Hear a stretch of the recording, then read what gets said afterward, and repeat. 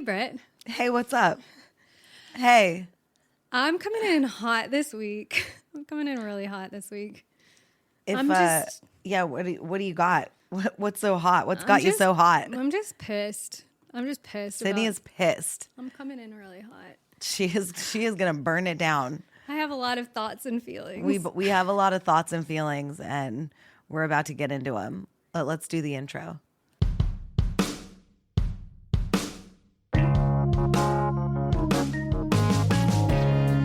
Welcome to Linked Out. Welcome to Linked Out, the podcast that won't help you get a job, but will make you feel better about not having one. Welcome back. Okay, so if your week was a rejection email, what would the subject line say? Dude.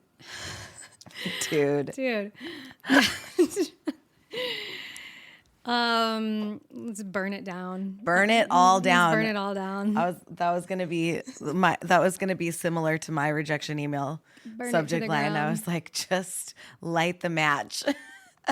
You've been like practicing what you preach this week. Oh yeah. Yeah. I've been absolutely unhinged on LinkedIn this week. And we love to see it. We love to see it. I'm popping into recruiters' comment sections. I'm going into every. No one's safe on LinkedIn. You're unhinged, but it's working. It's working. It's actually working. Like, I got stuff to say, and you bitches are gonna hear about it. Yeah.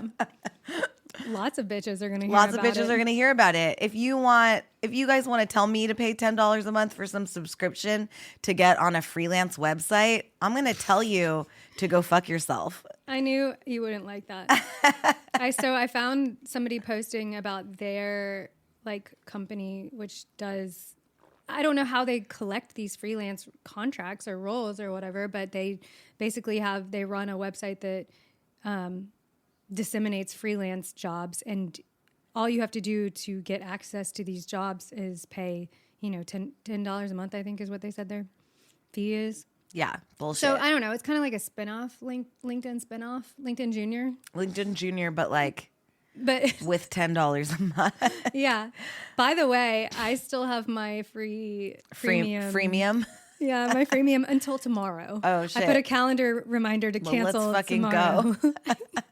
What are we doing tonight? I gotta get that bottle of wine out and let's get to trolling. I gotta say, I'm not sure that it's done anything for me. Like the premium, well, it makes you troll more effectively. You think so? Well, I think a little bit because you can see who looks at your shit. Yeah. But when you get like all these impressions, when a lot of people are looking at your shit, like, are you really gonna go find and like, no, who cares? No, they don't care at that point. Yeah. I think maybe one thing happened on LinkedIn this week, maybe because I have like the gold in next to my name. Right. I do think maybe one thing happened for that reason, but yeah. I don't know. Well, let's talk about that. Okay, let's talk about that. Let's talk about it. LinkedIn, we're coming for you, and we've got some inside scoop. Not for nothing. LinkedIn could be listening right now. They could be listening. Our dream, if you go back to the first episode, which by the way is like cold open, just says fuck LinkedIn. Absolutely. It's the best. We still think that. Yeah, we definitely still think that. But we talked about on that episode how like funny it would be if LinkedIn like came for Linked Out. And they're not yet still. So like don't let me make it sound like they're coming for us. They're really not. But we're not like really on their radar, but we are now more than we were before. Yeah. Definitely. And so I saw, let's talk about how talk about the happened. post. Yeah. So the guy who's posted is the VP of marketing at LinkedIn. And he posted a picture of Elmo, like Sesame Street Elmo with the letter L. And he's like, the letter of the week is L. And L is for this fucking guy taking a loss. Well, so that's like the whole post was about like taking a loss. Sometimes it was like accept your defeat and just say, hey, I was wrong, and like move on. And like, okay, like it was just really rich coming from the VP of brand marketing Right. at LinkedIn. well, itself. I'm like, what exactly do you want us to take the L on? Like looking for ghost jobs for fucking hours? So yeah. So Or I was like, or do you want us to just like, or getting some bad advice to add your email and phone number to your profile and then getting fucking job spam emails and fucking texts all day? Like, take the L. Yeah, my thing was like, even just like being on LinkedIn is taking an L. Like, you think I want to be here? I wish I didn't ever have to be here. That being said, I wish my account was dead with no engagement. Yeah, I would love for it to be. The last thing I posted was like 3 years ago. I would love that. That's not really where we're at, right? Yeah, like Sydney accepted a job at this place, and then never was heard from on LinkedIn never again. was heard from on LinkedIn again. And even though you have since taken 3 other jobs since you posted on LinkedIn, but you did not have to go on LinkedIn to tell anybody about it. No, because you were never living unemployed. my life. Yeah, I was just living my life, not thinking about LinkedIn. No, so yeah, he posted that, and it just felt like such an easy swipe to take. And so I did. I like reposted it, and I was like, "Who's gonna tell him?" Like, basically, he immediately messaged me, like private or DM, whatever. Messaged me on LinkedIn in inbox. Isn't that what they call it? Whatever they call it. He slid into mail. He slid into your DMs. Yeah, he slid into your LMs. He did, and I was like very surprised by that because I was like, didn't even think he'd see it. Like, aren't you busy? Oh, never too busy. Never too busy to talk to a troll. Like, right? Like he's like, I talk to everyone that criticizes me. You do? No, but that's crazy. I did think it was, I think it was pretty like brave of him to do. And he was basically like, whatever feedback you have, like, I'll take it or I'll pass it along. And I was like, well, my feedback is like well documented across this app. Like, it's not like my personal feedback. It's like everybody who uses this app's feedback, which is everything that we talk about all the time. Yeah. Like, there's fake jobs, there's fake people, there's fake scams. People are getting your information. There's just nothing about this platform that is actually like helping people get jobs. And also, I want to acknowledge the reason for that is far above your pay grade. And you know the reason for it is because this platform only cares about growth and using people's engagement to continue to grow. And they're satisfying, their corporate. Yeah, so they can show their shareholders how much engagement their platform has. Right. And like, you don't really care about like the filthy unemployed masses of LinkedIn. No, we're the peasants. We're the LinkedIn peasants. Especially the ones that don't even pay. So that's why, to my earlier point, I think maybe the only reason he messaged me was because I look like I'm a premium subscriber. It looks like he was like this. He was like, clock's ticking. You got 1 day left. Is she going to renew? I know, and he probably could tell. He probably could see like she's still in her free trial. But yeah, so me and him actually had like a pretty good conversation, and it really, I like aired my grievances, but I was more to the point. I was like, if you really want to know, you can listen. Actually, he suggested, he was like, oh yeah, and I saw your podcast and I'm going to listen to it. And I was like, great. Listen to it. And he was like, yeah, and I'll pass it to some of the senior product people too. So I will be interested if we see any uptick in like, he's in San Francisco. I'll keep an eye on our little map. Let's look at those analytics. Like, we'll keep an eye. Let's see if you stand on business, fucking LinkedIn. Put your money where your shitty platform is. No, put your AirPods where you can hear our podcast. Yeah. Great analogy. Thank you. Put your AirPods where you just do them in exactly your ears. that. Just put them right in your ears. Wherever you listen to podcasts. I want to say. Yeah, so LinkedIn, if you're listening, fuck you. Just kidding. But yeah, we're not kidding. She's actually not. I'm not kidding. I still hate you, but like I would love to give you some constructive criticism in person. And maybe, if we could improve like the amount of scam me jobs and MLMs on LinkedIn, then like that's huge. That would be a huge win. That's fucking huge. That would be a huge win. If our little podcast can fight Big Daddy LinkedIn. Wow. We're like a real Aaron Brockovich. Except like not the real story of Aaron Brockovich, like the way they portrayed that lawyer in the movie. Like the Julia Roberts. The Julia Roberts one, yeah. Version. Because actually what happened She was got fucked. Don't tell me. It's going to be sad. No, the lawyer, Yeah. the Aaron Brockovich, or the lawyer that was like representing the case, Yeah. he actually stole all the money from those victims and didn't give it to them. Yeah. And, So we're doing the Hollywood version. And you know who that was? Erica Girardi's husband. No way. Yeah. Not Tom. Tom Girardi. No. Yes. No. Yes. He was the same lawyer as the Aaron Brockovich? Yes, he was the person that Aaron Brockovich was based off of. Oh my God, you're blowing my fucking I know. mind. Isn't that crazy? Fun facts for you guys. Oh my God, Brittany, I never knew that. It's crazy. That's wild. Isn't it wild? That's going to change my So when you watch that movie again, just think about all those people he was fighting for, how he just kept the money. And then he kept all their money and then... to fund Erica Jane's pop career at age 43. Massive diamond earrings that were like, she was like, these are She won't give them back. $750K each and they're mine. Yeah, Damn crazy. it, Erica. Yeah, well, anyway, so Aaron Brockovich, but like the good version of and also, the movie Aaron that you guys Brockovich have seen. was the good character. You're thinking of like the lawyer guy, but she was just like the paralegal or whatever. Yeah, she was the paralegal. She didn't. They're called boobs, Ed. Ed, they're called boobs. Oh my God. Okay, great. So anyway, so yes, if we could, if our little linked out podcast could, affect Big Daddy LinkedIn and get them to like at least acknowledge that like the amount of bullshit on their platform, that's a huge fucking win. Yeah.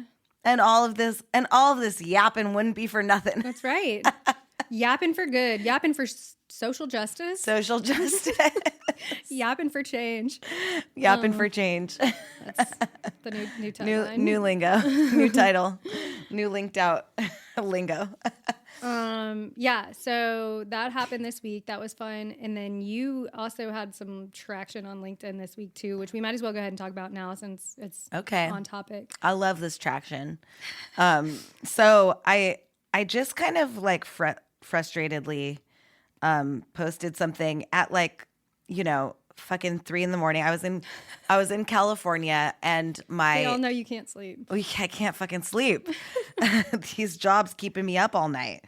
Yeah, so I was actually on a trip. I took my daughter to California and she got fucking deathly ill. She got rotavirus. And so it wasn't like much of an adventure, but I was getting nap trapped, where she would just fall asleep with her head like jammed into my rib cage like every night. And that was like the only way she could sleep because, she was sick. And so I was just like on the phone a lot. So I was like scrolling, doom scrolling. And just something about, I'm looking at my LinkedIn. I get an email from one of the many, many jobs that I've been applying to. This one you said last week, or like not last week because that was with Gabe, but before that you were like, they sent you an email that was like, you're still in the running. Yeah, we're still in the running. So that was it.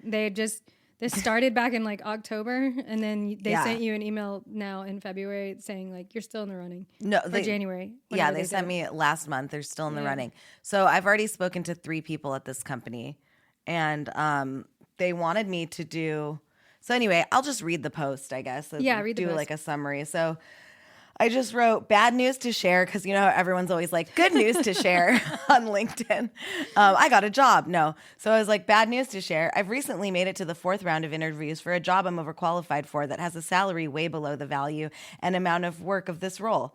After 4 45-minute calls and 3 months of correspondence, before I did the 5th round of interviews, they asked me to take a copy test where they give me a brief and I do a full sample 360-degree campaign for them so they can see, quote, how my advertising brain works. Because apparently my portfolio and 4 other people I've spoken to about this role is not enough information for them to tell if I would be the right fit for this mediocre at best job.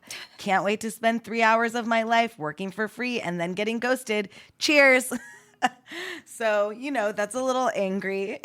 I know, but rightfully so. Rightfully so. If anybody has a reason to be angry, it's you. I mean, it's everyone that's like, no, it is everyone. but, So yeah, so that's the point. It is everyone. But there is a degree of like how angry you get to be based on how long you've been unemployed and how many interviews you've been on and how many copy tests you've been asked to take.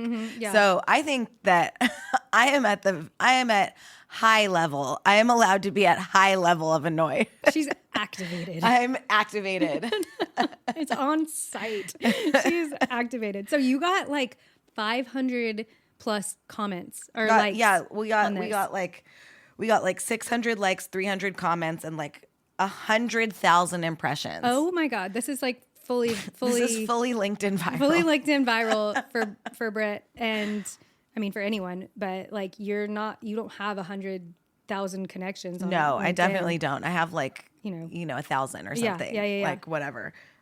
So like it got picked up and it got spread like wildfire. Ooh. Like wildfire. People are dropping in to the comments telling like some people dropped in and were like, did you like basically some people that don't know the hellscape of the current job market are like dropping in saying like, this doesn't sound right. Did they not tell you they were going to do this beforehand?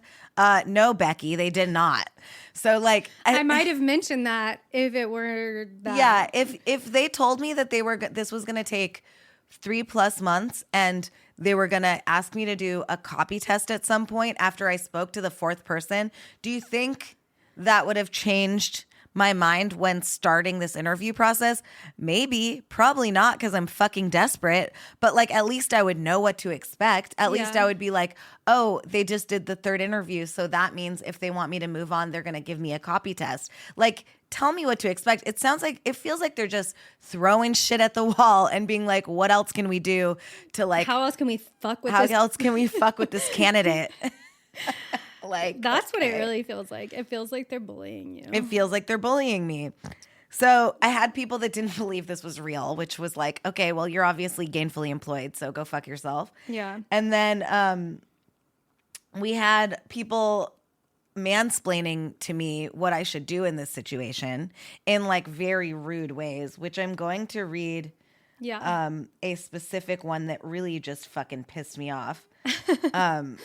So Pete, if you're listening, which shout you're not. out Pete, not my brother Pete, because he listens. No, not that Pete. This is a different Pete. This is Pete, a different Pete. you know who you are. You know who you are. You know Pete in Brittany's comment section. Let's go. I'm gonna name Pete's job because it sounds like a word salad. Let's hear it. Incident response for foster team collaboration. The fuck? I don't know. The fuck? The fuck.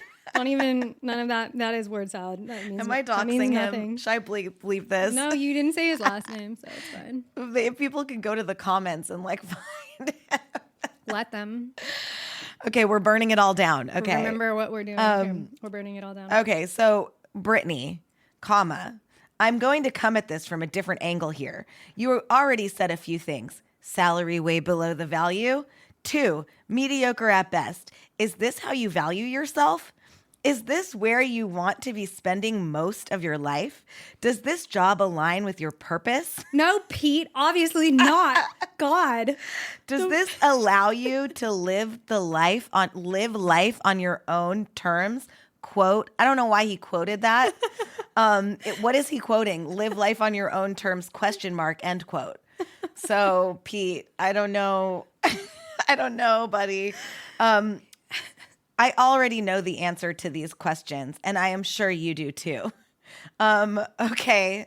Thanks, Tony Robbins. Yeah, it's your call. Obviously, Pete, it's my fucking call. Jesus Christ, Pete. But I think the crowd has spoken. Thanks, Pete. Set boundaries and end the conversation and move on. They obviously don't see your value, nor will they after they hire you. Period. You think? Okay. Okay. 18 likes for Pete's comment. So I'll tell you, this is what I responded to Pete. Sid's gonna read my comment that I wrote to him. So Brittany responded to Pete and said, "Unfortunately, I don't have the luxury of being this picky in today's job market. It's not 2017 where you can just turn down a role because it wasn't the right fit or because you already had too many food brands in your portfolio. This is the reality. I'm assuming you're gainfully employed and truly don't understand what's happening down here in the trenches." Shout out to the trenches. The trenches. So then let me tell you, Pete fucking dropped into my fucking LinkedIn DMs like a wildcat and just fucking, he wasn't done. He was like, "I want to take this offline." He wanted to take it offline. He wanted to catch you outside. He wanted to catch me outside. How about that? And so he was like, he's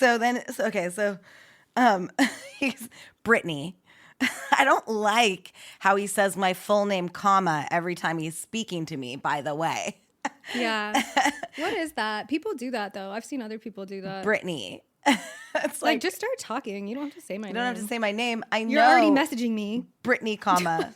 I am not gainfully employed. However, I am going to be picky. Why? Because I have a lot to offer. As a matter of fact, I'm about to walk away from a company who asked me, quote, "Let us talk about the elephant in the room, question mark," end quote. What? That's a question. When there was no elephant to chat about in the first place. And then Unhinged. What are you talking about, Pete? What elephant in the fucking room are you talking about? Is this like code for the word salad that is your fucking job? I don't understand what you're talking about. Great, you walked away from something because somebody wanted to talk about an elephant in a room. Don't explain yourself further. Just drop into my fucking DMs like a fucking creep to mansplain yourself further. Okay, I'm getting a little... I'm popping off. Heated. She's heated. And then he said, "Have you thought about looking at Fiverr and Upwork?" Like I haven't tapped every fucking resource in the over year I've been unemployed, Pete. Like you don't know about Fiverr and Upwork, like, which by the way are like, I think we should do maybe a segment about those. Those are maybe even more villainous than LinkedIn. I don't think that's possible, but they're equally villainous because Fiverr is predicated on the hiring somebody for $5. That's like why it's called Fiverr. It's so cheap. It's to like undercut the value of anybody's emotional or intellectual property or whatever. It's like unbelievable how cheap it is on Fiverr to hire people to do stuff. That's crazy. That's like the whole premise. It's like you may as well go get a fucking. I was. And Upwork is just a bunch of people from like other countries like responding to do projects for like next to nothing too. I've been on both. I don't know. I don't think that there's whatever. No, it's fucking stupid. But I did say, yep, I'm on both. And it's like, thanks for the hot tip. Yeah, thanks for the hot tip. Like, it's like, okay, like I was on fucking TaskRabbit trying to find somebody to help me do something. And I saw that this person who I wanted to like hang a fucking floating shelf for me. Also, guess what was under their skills? Copywriting. I'm like, are people going on TaskRabbit and hiring copywriters for $12 an hour? Probably. And I'm like, okay, should I throw myself on fucking TaskRabbit? Someone's like, I need a shelf hung, and then I also need some ad copy for my brand. For my shelving brand. While you're here. I actually want you to talk about, this is actually my shelving brand, and I want you to talk about how easy it was to hang the shelf. But yeah, so anyway, Pete, I hope you are listening because maybe next time you want to drop into a woman's comment section and mansplain to her how to get a job, you just like go to her page and see all the unhinged things that she's been fucking posting about being out of work for the last full year. And maybe do your research, bestie. No, I don't expect people to do that, but... You know, Pete's not doing his research. Pete's not doing his research, and he's walking out of rooms. Pete's walking out of rooms with elephants in them. Yeah, he can't be bothered. Okay.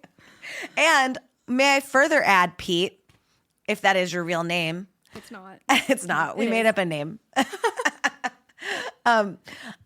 Furthermore, I want to just tell you, if you are dropping into my DMs to tell me your second tier of this comment, that because you're too fucking scared to put it out in the open, then maybe you're not as ballsy to walk out of rooms with elephants in them.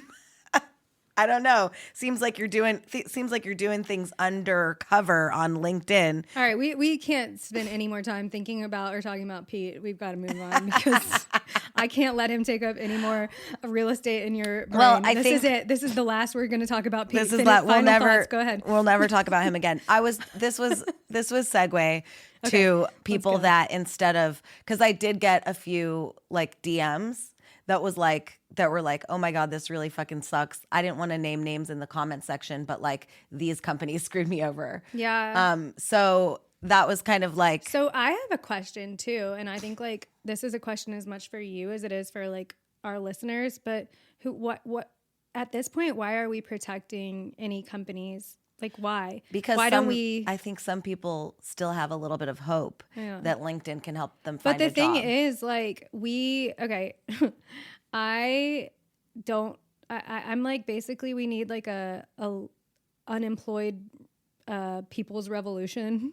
That's where I'm at now. Like I don't understand, like we don't owe anything to any of these corporations because at the end of the day, I mean literally at the beginning of the day, at any time, at any time of day, they do not give a fuck about you. They do not give one single teeny tiny little fuck about you at all. Did you see what the this like CEO leaked his like internal meeting, like all hands meeting or something? He's like some CEO of some finance company or something like that. His our tech company.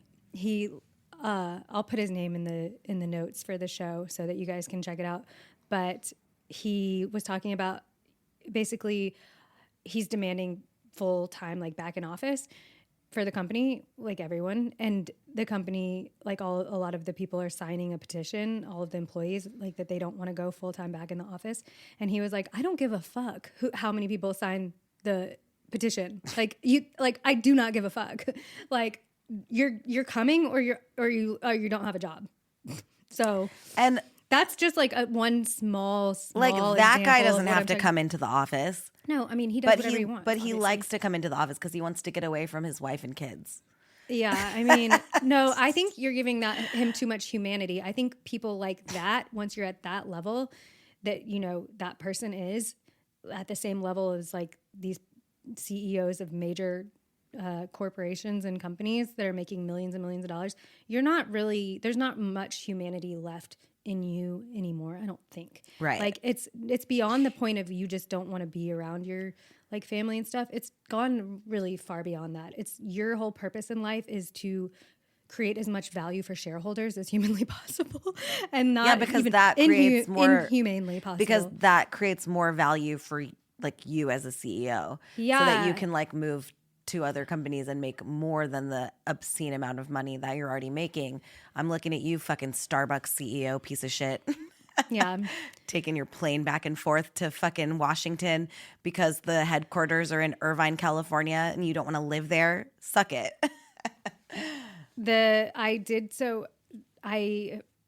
We haven't talked about recruiting hell that much recently, but I'm always on recruiting hell. Yes. It's and we're also in it. My favorite enclaves of the internet. And someone wrote a post this morning that I want to just read really quickly that says, I've been in rounds up to 7, asked to write a 12-prong test required to take a cognitive test, literally spotting patterns and shapes and movements.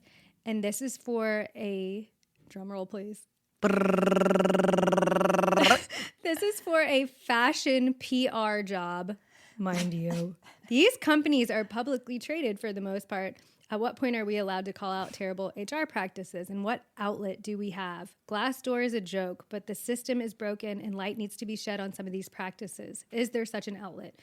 Short answer, no, there's really not. No. But I commented back and I was just like, that's insane. And I'm sorry you find yourself on that hamster wheel. And I don't know of any resources that you can actually go to affect any real meaningful change in terms of all of these things. I mean, it's a web of problems, but right. Like obviously like Glassdoor is not like Glassdoor is supposed to be that, but it's not that. Yeah, it's not that because you can paid for by the companies. Yeah, well, you can or manipulated by the companies. Yeah, the company you can similar to Yahoo, which is supposed to be people complaining about like service and like the place they're Is going that to what and whatever. Yahoo is for? No, you're thinking of Yelp. Yelp, sorry. Okay. Oh my God. Different Y. Oh my God. Yahoo. Yelp. Yahoo. So like, but the company, like if you leave a bad review on a company on Yelp, the company can pay to take your review off. And that's the same as Glassdoor, because like I have left some reviews on Glassdoor about previous companies I left and they disappeared. Yeah, but it's They are also gone. like, yeah, they're gone. And then also like, it's still just screaming into the void. It's not actually going to do anything. No, but I will say like there was a time like maybe like a few years ago or like when we were first starting out, like maybe 8 years ago, when like Glassdoor was kind of like first coming up, where you could see companies like the 1 stars of companies on Glassdoor. So I thought that was helpful when we had the luxury of like choosing where we want to work. Exactly. To like look on Glassdoor. Tier and 2 people are like is that people are like the CEO or like the COO of this company is unhinged and like I wouldn't do it. They're sexist. They're like, you could get some of the dirt. Now you can't get the dirt, but even if you could, you're still probably going to take the 1-star job because you need the job. You need a job. And that is, and that's why it's really not doing anything. That's why it's really not doing it. So like the thing is like going back to like people still trying to save face on LinkedIn. Yeah. Which like we are radicalized. Like we are, and there's to a point where we don't think that anything we say on LinkedIn is going to hurt us.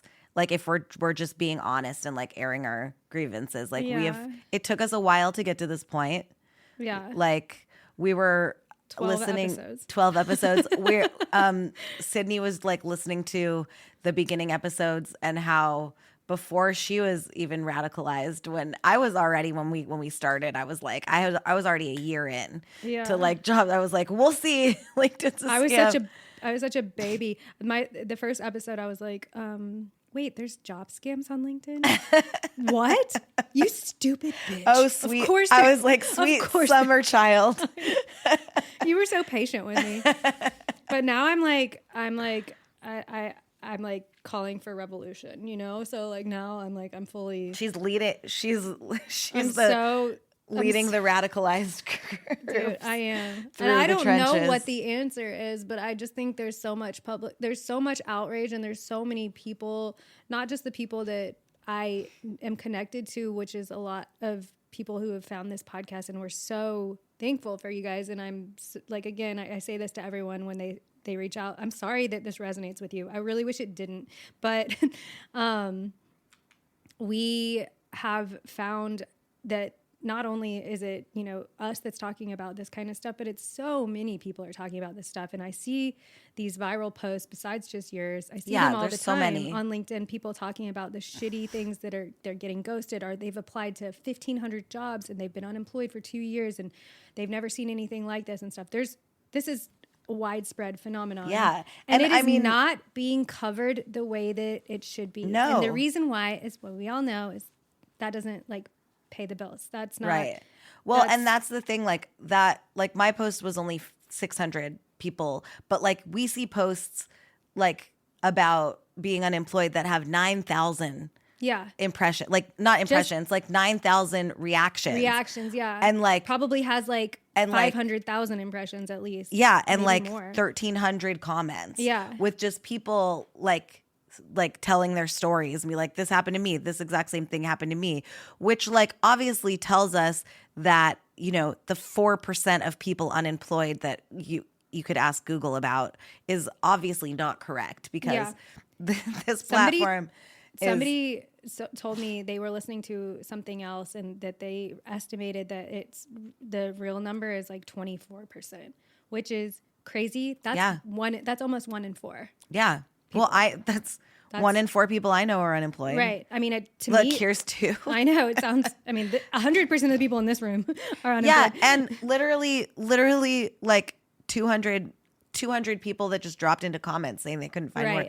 How many fucking 1,300 people in the Chewy post. Right. They're all unemployed, dropping Yeah. their portfolios into the comments section. Yeah.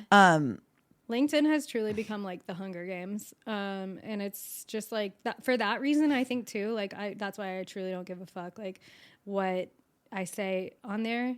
And to that point, I want to tell you something I did this week that's kind of funny, but I don't know how it's going to play out. So stay tuned. But I changed my location. You have to put where you live on LinkedIn. Yeah. You can just say United States, which is what I'll do probably in the future instead of saying like what state you live in. Right. But I changed it to, you can just change it to any country you want. Did you know that? You don't have to have any. Nope. So I changed it to the United Going Kingdom. back to one of our key fundamentals, which is lie.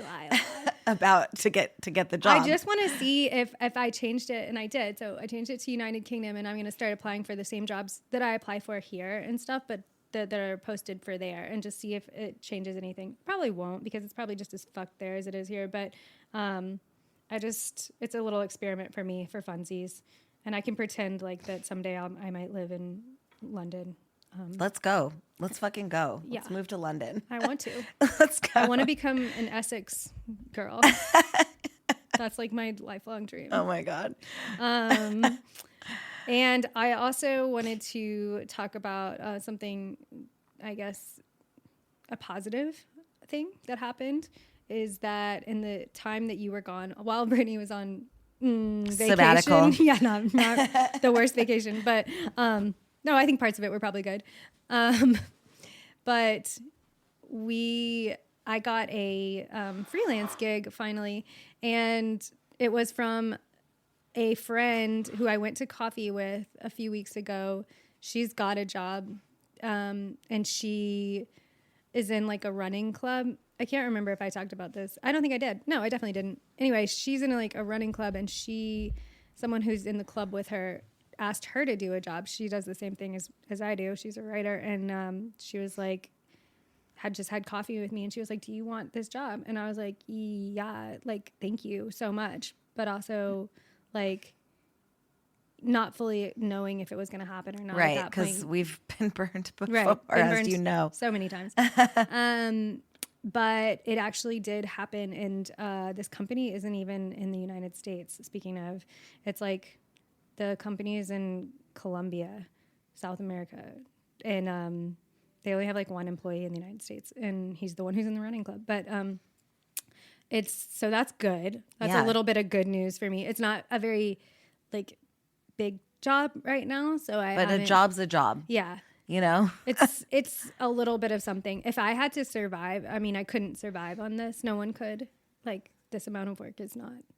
What did they like contract you for a certain number of hours? It's very loosey-goosey, which I'm trying to like lean Or do you into. just invoice them? I just invoice them. Okay. That's So like the plan. they just give you a project and then you tell them how many hours Exactly. you work? That's basically the plan. Because I don't know how long it's going to take. And because they kind of don't really, they're kind of just doing this. It's a kind of a spec work type of thing. They haven't really got, like the client hasn't really asked them to do this. It's just something they're doing on their own initiative. But I'm hoping, I mean, I'm a pleasure to work with, in my opinion. And I'm hoping that they'll confirm. I'm good at my job, and I'm sometimes funny, and like, you know, that's pretty much all you need to be likable, I think. Right. And we were talking about like, I was like, if I start working again, heaven forbid, Lord, please. But I'm like, do I even like what's going on with my brain? Like, I've been out of the game for so long. Do I still think I am able to like function in a workplace society?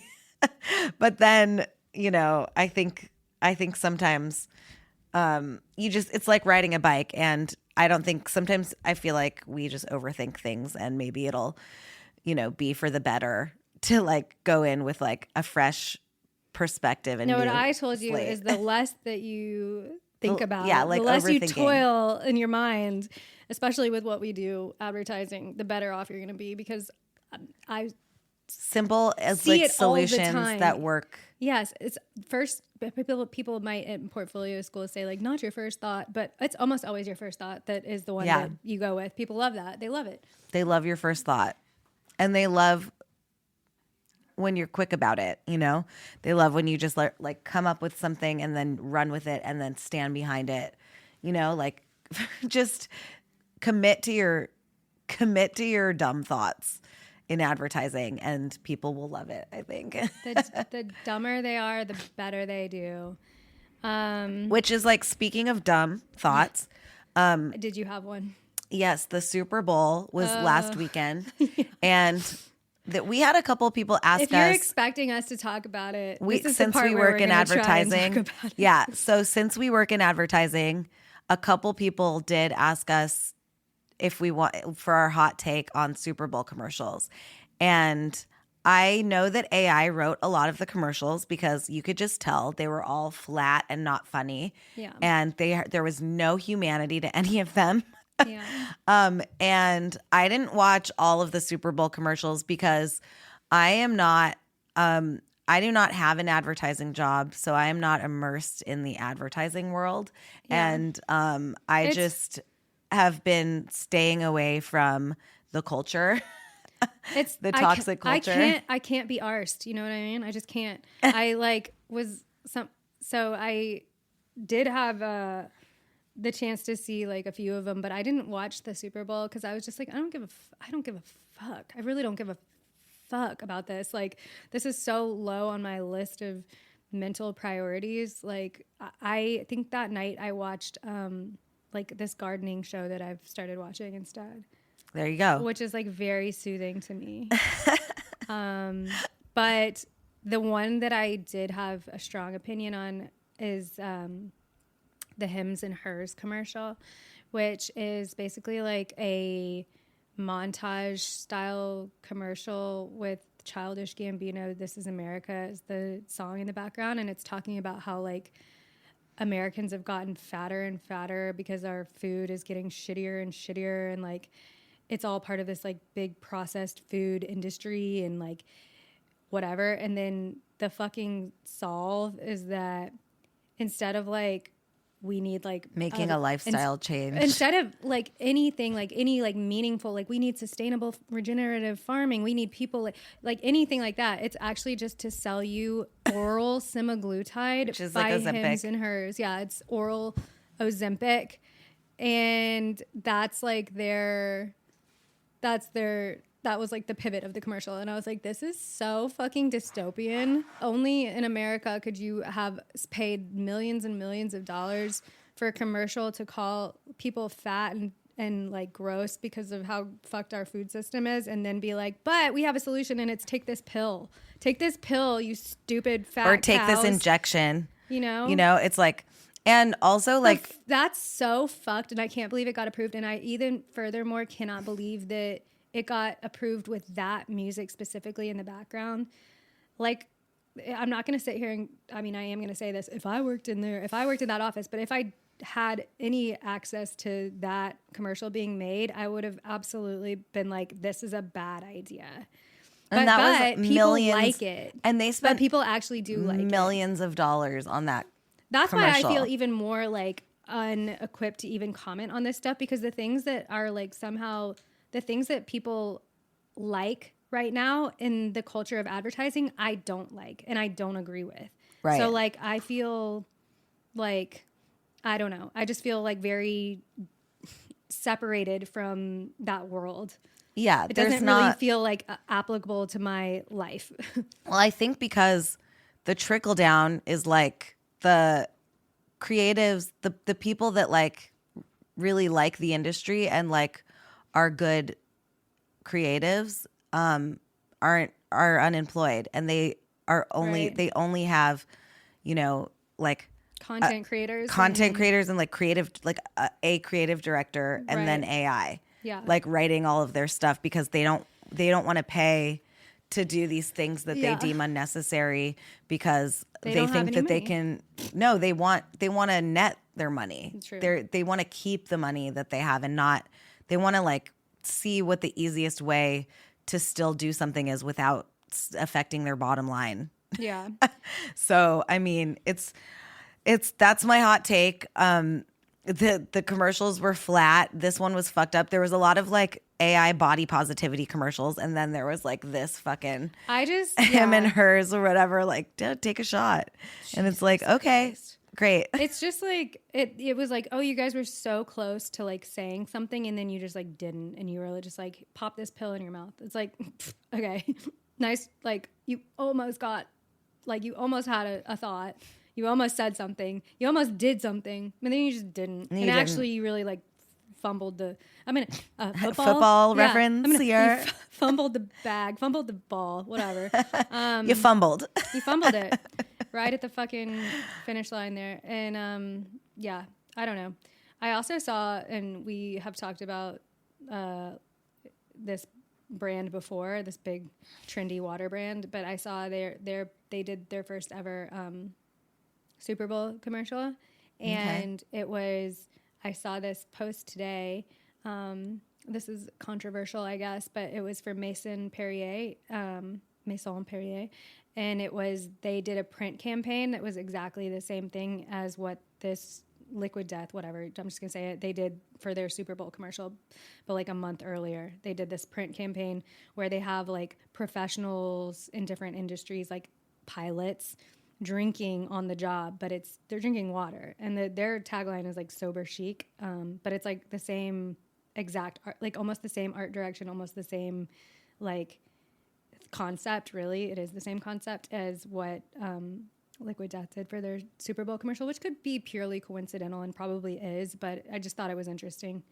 Yeah. Well, there's no new ideas, I guess. I mean, well, we already knew that. We're cooked. We are cooked. Anyway, okay, so I mean that was our advertising segment. Let's wrap it up.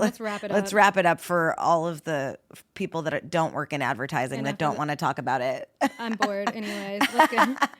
The last thing I think we want to talk about today is just like on a personal note. We had two more little talking points. I think maybe we wanted to talk about the recruiter. So as you guys know, last week we did grill a recruiter, and I will preface this next thing we're going to say about a different recruiter with the recruiter that we spoke to last week was very insightful to us unemployed girlies because who have been getting fucked with by recruiters for a very long time. And even since before this stint of unemployment, I have been getting fucked with by recruiters.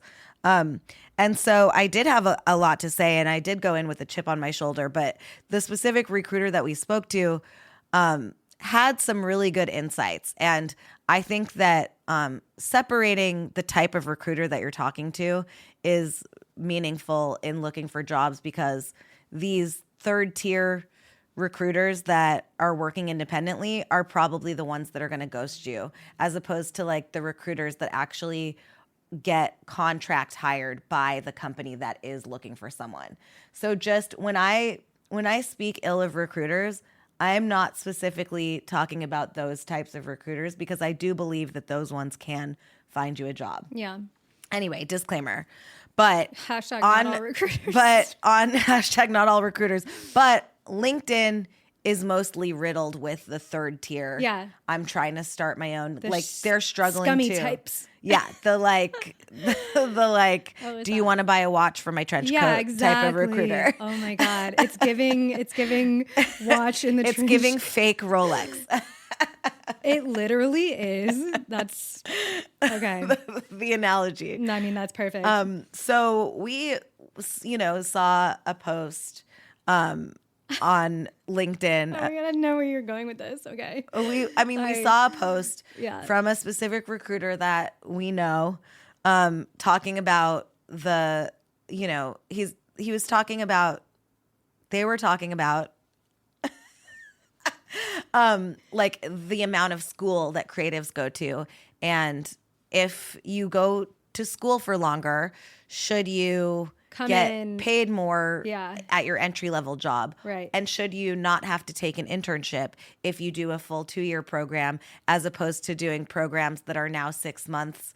And should we, make allowances in different agencies for people that have more or less of a trade school time frame. Ultimately, their point was just like, if people are making the same amount, whether they go for 8 weeks or 2 years, once they get out and have like their portfolio or whatever, if that's like that, then this is the kind of death knell for portfolio programs in general. Like, why would they go for longer when they don't have to? And I'm going to let you finish whatever you want to say, but my immediate response was just, none of this fucking matters. Yeah, because that's my sentiments exactly. None of this fucking matters because they're graduating into a dead industry. A dead industry. There's no jobs. It doesn't matter how much the job pays because there isn't a job anyways. So like, and I would argue that, if we were talking about a couple of years ago and how much school you went to, I would argue that if you have a good portfolio, and you did a good portfolio in the amount of time you went to school is 5 months, and your portfolio is incredible, then it doesn't matter if you went for 2 years. It doesn't matter. It's like the proof is in the pudding. Like, the work would normally be what matters, but like now in this hellscape, the work doesn't matter at all. Right. And if you're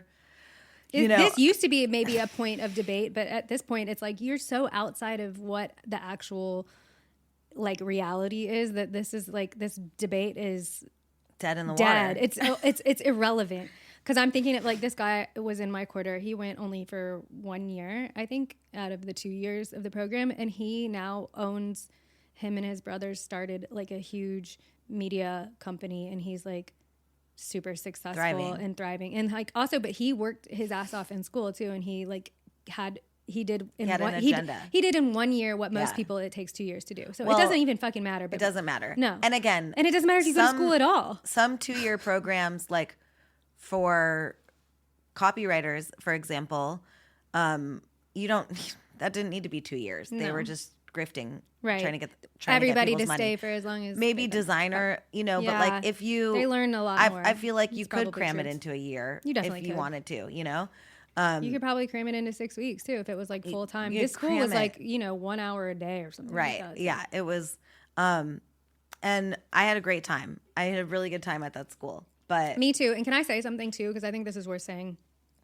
I don't want it to ever come across like I regret going there, because I'm so grateful for what opportunities I had from that. I had a career for 8 years that allowed me to like move different places, buy a house, start a family. Like, it very much gave me everything that I have now. And so I'm grateful for it. I never for a second want it to come across like I'm like, oh, I regret like that I went and did all of that and stuff, because I don't feel that way.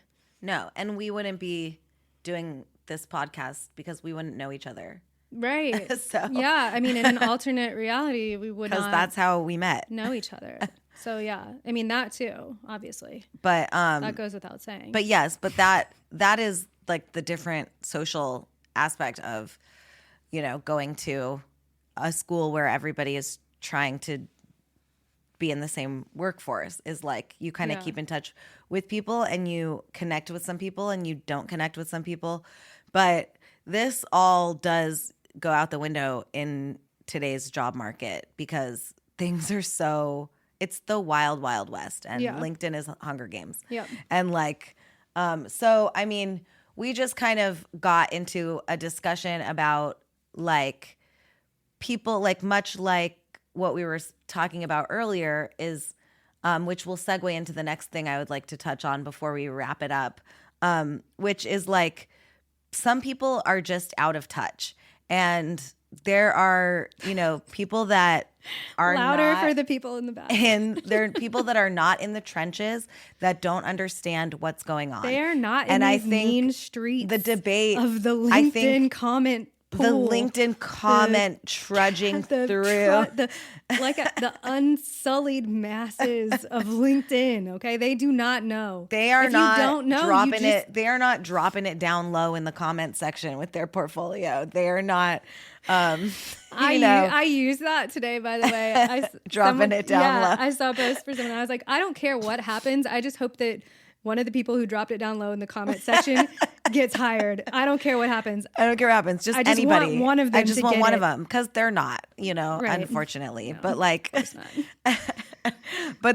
but then also like the thing is, if you're supposed to be finding creatives job, and this is like no shade even to this recruiter because it does sound like shade, but if you are supposed to be finding creatives their next role and you're like throwing out a debate about should you go to school for 6 months or 2 years, like you're reading a different book. Right. Like you're not only on a different page, but you're reading a whole different book. Yeah, and we're not even in the same library. We're not in the same library.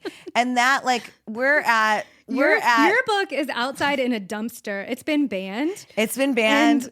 We're at the free library under the bridge. Yeah. But like you know what I mean? It's like that worries me with people that are supposed to be, aware, seemingly helping you to get to where you need to be that don't even know what's happening. Yeah. And like, and that's kind of like something again to be weary of when you're talking to recruiters. Like, did you do your research? And like what like, did you research? That's like, if you didn't do your research on the job market, like how much research did you do on the role that you're trying to fill? Yeah. So, I mean, like that's something that like as people that are looking for jobs that can't really afford to be picky, you can grill your recruiter because chances are if they can't answer some of your questions, they're not going to be able to help you get a job anyway. Yeah. I actually too, I think because of what our conversation last week with Gabe, I took away a lot from that too. But one of the biggest things I took away was like grill the recruiter who's like slithering into your DMs before you sell out all your information to them. You don't have to do that because it might be a huge I mean, it is probably 90% of the time a huge waste of your time. So just find out before you do it if it's going to be a waste of your time. And it's easy to find out. And I like never considered that before because I was just like, oh, a recruiter is trying to like connect me with a job. But most of the time they're just farming your resume and too. So it's actually, and that was something else that, we were enlightened on, which is like some recruiters aren't even in contact with the company that they're getting the job from. Yeah. And they are getting your information and building themselves a portfolio of candidates to pitch to the job that they just pitched to you. And the reason that they don't hit you back is because the person with the job didn't hit them back. So then they just have, 10 resumes on deck and they're never to do anything with to be heard from again. So, I mean, like, these are like, these are things to think about. And, again, segueing into being out of touch, which is like which is something that we kind of wanted to get into. This is like, I would say this is like our humanitarian, no, not humanitarian. But maybe a little bit. This is like our plea for like empathy, I think.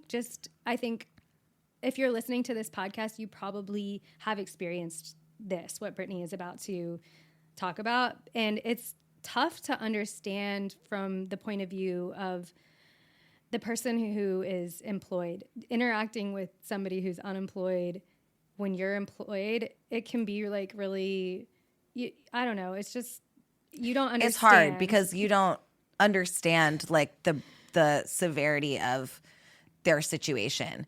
And it's hard because it's hard like with our employed friends who we love and support and are happy that they have jobs. I want to be very clear. I'm happy when my friends are thriving. As you should be, because you're a good friend. I don't wish this unemployment on anybody. No. Regardless of their situation. So there's like probably some people we would wish it on. Yeah, but mostly but not your friends. Mostly not. Not people that we know and love. But, you know, it's like, it's hard, like, being around people that don't understand the severity of, like, how serious the unemployment situation is. I know people that have more than one job, and that's really hard because I don't have any. Yeah. And this isn't like a secret. I like say this to them all the time. Like, Right. I'm like, It's obviously why not a have secret. I'm like, why have so many Wait, when some you don't have have so a job? few? And it's like, obviously, like, I don't expect everyone to advocate for me getting a job, but Right. sometimes you want people to remember that you're unemployed and struggling Yeah. really hard out here and working your ass off, like fucking on LinkedIn trolling on which is more for content for the pod, Yeah, but like and we're having a good time. trying to crack the code of being unemployed, basically. Yeah. I can I say what Yes. I think too. I think this would be my advice for people who are employed and you want to help your unemployed friend in some way. Like, first of all, that's great. That's just enough right there, is that you even want to help your friend, and you should. Otherwise, like, I don't know. I just feel like you're not really care about them that much if you don't want to help them. But if or you don't understand. That's the thing. Like, I think some people with jobs don't that have had a steady stream this whole time, like, don't understand how fucking brutal it is. Okay, out here. so then But go fine. ahead. So we're explaining that it is that brutal then. Okay, so listen up. Yes, listen up. It's brutal. Pay attention, bestie. And pay attention, besties, for real. But I think it's tough. Like, we're all in this together, this being a white collar recession. So for what you do, it's hard to get somebody else a job. And I recognize that. I think we all recognize that. Even if you have a job, you might not be able to ever actually help somebody else get a job. I recognize that. But you can be, like, empathetic, I think. And you can also, like, not, if you're, for example, have multiple jobs, or you are, have too much work that you can't even do, maybe don't bring that up necessarily in front of your friend, because that's like, that's like kind of like, I don't know, fucked up. Like, just, I can't, like, I'm not gonna be able to empathize with you. Like, you're so busy, but, like, do you know, like, I don't have a job. So I don't know. That's my piece on that. And if you can, as one of the chosen unemployed innies, oh my God. like, if there's anything you can do to help one of your friends that doesn't have a job, or just, like, be there for them, buy them a coffee, like, listen to their podcast, maybe subscribe, like, comment, etc. Which I do have, some employed friends that, like, are very, like, really, like, let me buy you a drink, I know you're unemployed, which is super nice. And, they're as they just should. It's very nice. As they should. And, just try to, Why would you let your unemployed friend buy you a drink? You would never do that.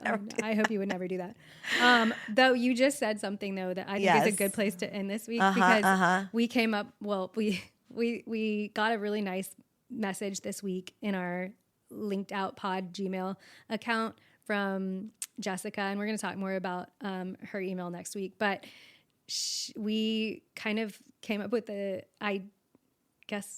name for our fans, and see if you guys like it. But we were thinking in calling our fans outies, and it kind of is perfect because it goes with severance. Yeah, so we were thinking, and also we're out of work. And we're out of work. And we're linked out. So if you're a listener, you're an outie. You're an outie, and we're also outies too. So we are too. And the innies are the people who are on LinkedIn. They're employed. They're the innies.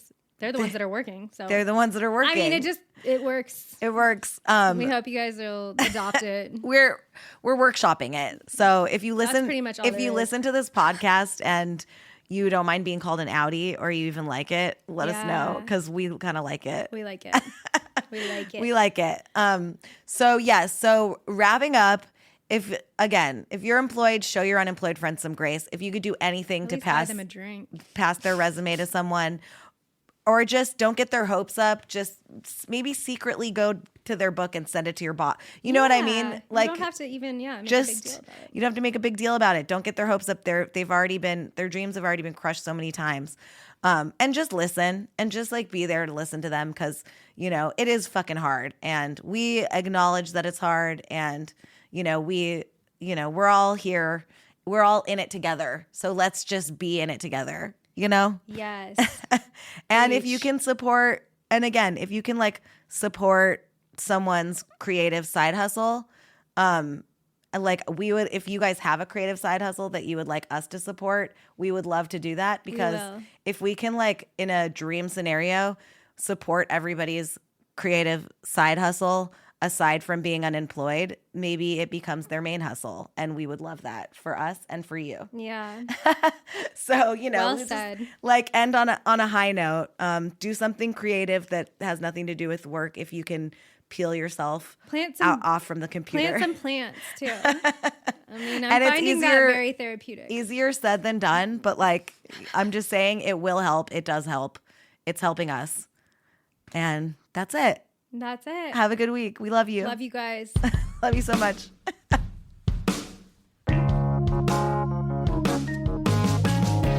If you enjoyed today's podcast, please give us a 5-star review.